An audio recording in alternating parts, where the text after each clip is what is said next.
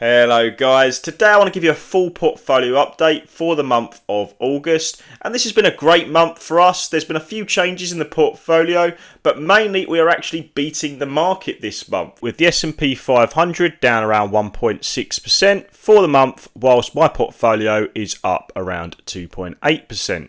Additionally to that, we've hit a massive milestone, and that is £40,000 invested in just 9 holdings I hold on my Trading 212 stocks and shares ISA. So we'll be diving into the portfolio on Trading 212. I'll be talking about all of my gainers and of course my losers.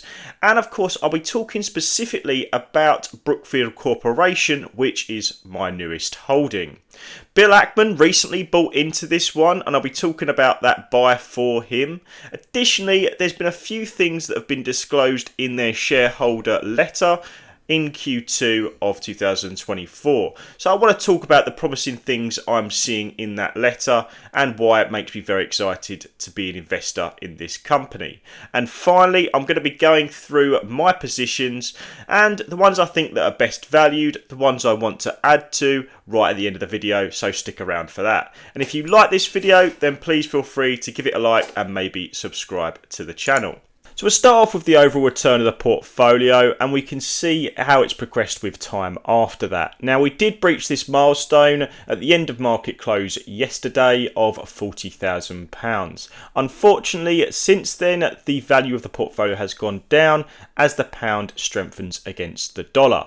But we are seeing around about a £2,000 return in the green by about 5.3% for the overall portfolio and money invested. And this isn't really including United Health Group's sale, which was a realised gain of about £600. So there is realised gains on top of this. Now, if we take a look over a year period, we can see that this was valued at around about £6,000 back in April 2024. And then we switched the tax year, so we added lots of money to it. Additionally, we've been making monthly instalments that have been quite high. And of course, we had a cash transfer of an ISA into this account, which didn't account to our overall value of the portfolio. So now we're sitting around about £39,900 or so, which is a great overall value and something I'm looking to build on in the future. Now, if you told me 2 years ago that I was going to be having this much money invested in the stock market, I'd probably call you a liar. But I've actually dived headfirst into saving because I actually care about my money now and want it to do quite a bit more. Additionally, we're beating the market this month. Obviously, the markets are down by about 1.8% and we are up by about 2.8%. But it doesn't really account for the pound valuation fluctuation that we're seeing here this morning. So obviously, that's still another consideration. And I just hope that when these recession worries were happening last week, you was buying as much as I was, because I was adding to my portfolio considerably, mainly to my top position, which is, of course, Amazon. Now, Amazon is actually my largest position, and I love the company's growth and recent margin expansion it's been experiencing. Now, I have over £10,000 in this one position, and it's pretty huge because it makes up over 25% of the entire portfolio.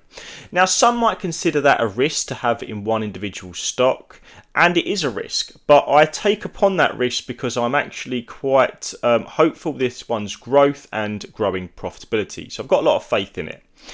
I'm currently down by about 1.4%, in the red by about £150 or so. This is mainly due to FX impact, and my overall share count and FX impact is bringing it down. I'm pretty much flat on the position.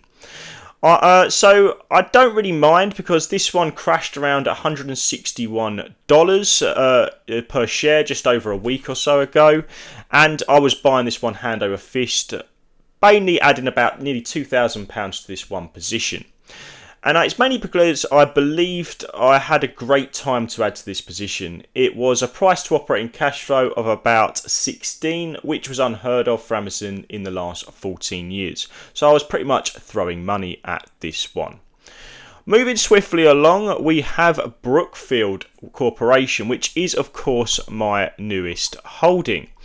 And generally speaking, I sold United Health Group earlier in the month before Brookfield reported earnings, and they did pretty well. What's interesting about this position is it's already up around about 3% after reported earnings, and that's pretty much in line with what their expectations was. But Bill Ackman has now bought into this company. Only a small position, sitting around about 2% of his $10.4 billion fund, Perishing Square Capital Management. But this could be building for a future position for him, or it could be maybe something that is just a value play for Ackman. We'll have to see for the future, but I like his buy, and it maybe shows that he sees something in this company. Speaking of which, their shareholder letter, they talked about some pretty exciting future growth opportunities. Now, they talked about specifically Brookfield Renewable Corporation and other infrastructure sort of possibilities.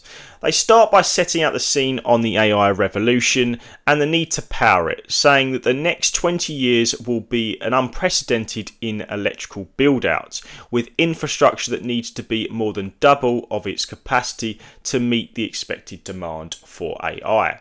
So all of these data centers require more power, and the current infrastructure just doesn't cut it in terms of that energy capability, saying that the capacity is only sitting around about 8,000 gigawatts, and they expect a £20,000 gigawatts to be needed in the next 20 years.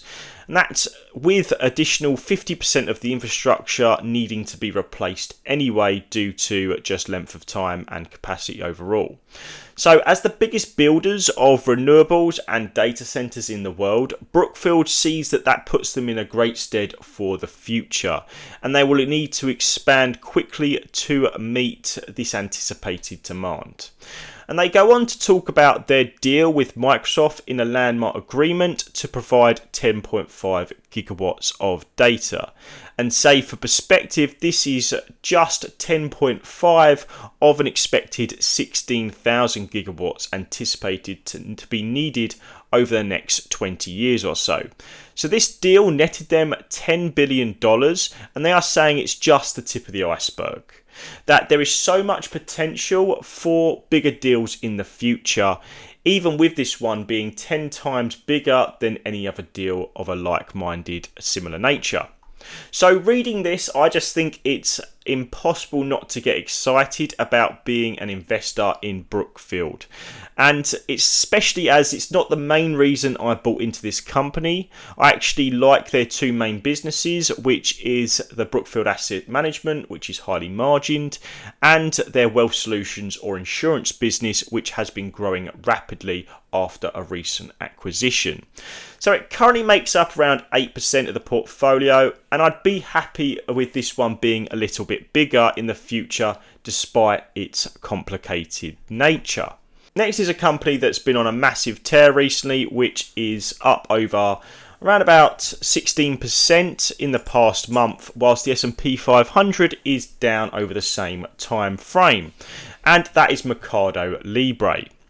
This one reported earnings last week, and it just skyrocketed after then once people realised how good they actually were. They reported great growth in almost all areas, which was expected, but they even reported great growth in Argentina and profitability, which they weren't really expected to do more of late. So they actually surprised in that area. So I actually bought this one around about the $1,600 mark, and now it's approaching at $2,000 in terms of share price. And it's up just around about 20%. A lot of that being down due to FX. It's actually up about 22%. And it has a value sitting over £3,500 or so with 2.3 shares. Now, I don't mind this one weighting of being about sitting around 9%, which is just great. It's an international stock that I have a lot of faith in, but I wouldn't want it being necessarily over 10%, and it's currently sitting at a fair weighting. Then we have Microsoft, which is actually one that I really enjoy having, even though it's such a small position, sitting around about 1.6% of the portfolio as a whole. I have two measly shares sitting around £652 or so. And generally speaking, it's up around about £140, £130. And I'd love to add to this one, but I'm not really seeing the valuation I would like with this company. It's still up considerably, and I just generally think that there's other opportunities that are a bit better than this one just for right now. But the market seems to be valuing it quite well, and it's not really seeing much margin of safety right now, so I'll have to wait on that one. I then have the excellent credit ratings and market intelligence company with the likes of S&P Global. And generally speaking, this one operates on oligopoly with Moody's and Fitch all over the world. So my position is over £2,600. I'm in the green by about 13.8%, up by about £329 or so. At over 6% of the portfolio, I wouldn't mind this one being higher. However, it just has a massive run up in the past month or so. It's up close to about 13%, and I'm not seeing the margin of safety I would like with this company in terms of the valuation I've been doing. So I would like to add to it, but I can't really because it's run up. So we'll see what happens in the future. Then we have Salesforce, which is probably my third largest holding, I believe. And I have 32 shares valued at around about £6,521, up about £210, or about 3.3%. Now, they're the number one customer relations management company in the world. And of course, I was added quite heavily to this one. When it went on its dip, we see here after reporting a miss in earnings, which it very rarely does. It was the first miss in years. But I actually thought the market just overreacted from the earnings. It's a market leader in its field. And it really misses in terms of its estimates. Now, I do have slight concerns about the CEO, Mark Benioff. He's a bit of a playboy, likes to make questionable and expensive decisions, so I do keep my eye on him. However, the quality of the company and the cloud and app market space that they operate in is just really highly margined and is really competitively practiced. So I actually quite like this one in terms of its weighting of about 16%, but I could see myself maybe trimming it in the future just to keep it in line and maybe bring it down to about 10% of the overall portfolio. Then, of course, we have Texas Roadhouse, which is probably my best performer, and it's actually one that I've continued to hold despite a impressive run-up. So we have around about £2,390 or so of valuation, up about £680, close to about 40% in gains. And I wouldn't be surprised this is my first stock that actually went to a double. I'd be very thankful if that was the case, but it just is growing impressively well. The fundamentals are kind of keeping up with that share price, and I really like to see it, so I'm continuing to hold. I don't think I need to sell it at this point. Then, of course, we have Mr. VICI, which is my only real estate company that I own. Now, this is one's a bit like investing in Las Vegas itself, and the position itself is valued close to around £3,700 or so, and offers quite quality real estate mainly centred around the Las Vegas Strip. Now, it's my best dividend payer in the portfolio at a yield on cost that sits around 6%. Now, personally, I'm not a massive fan of REITs and how they operate with regards to issuing shares and diluting shareholders to leverage more cash. But VICI Properties is actually growing its AFO per share considerably, and they are growing that dividend over and above the rate of inflation. So I'm actually glad to have this one as those interest rates start to come down. And already this position is up just close to that 6%, up about £200. And if the interest rates do come down in September, I could see this actually being improved upon. So moving along, we have my last holding and of course my second to largest holding, which is of course Visa, which is pretty much flat and operates the credit and debit card processing space. Now this one pretty much has an oligopoly with the likes of MasterCard, sorry, duopoly even. And this position is down about around about 1% or so, mainly due to an unfavourable FX impact again. But I have a value around about £7,000. I really like the weighting sitting about 17% of the overall portfolio. I wouldn't mind with it being more than that at about 20%.